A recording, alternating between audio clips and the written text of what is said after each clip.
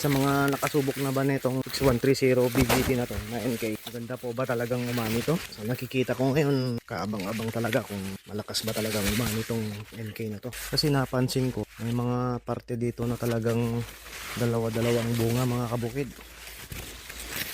Ayun. Pagkalipas ng ilang linggo, ito na yung update sa NK6130 natin. Tignan natin dun sa tabi ng tapa kung may pinagbago ba o wala.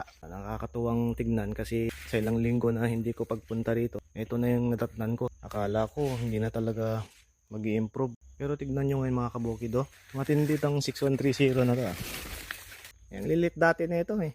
Ito yung dinaanan ng tubig, baha. Talagang nawala na kami ng pag-asa dati na hindi na siguro lalaki o ano man. Yung karamihan sa kanila na naapektuhan nag-improve naman. Umunga pa nga ng dalawa-dalawa.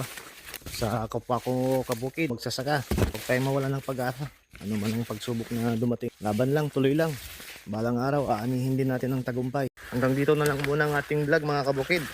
Maraming salamat sa pagsama ulit sa akin ngayong araw na to.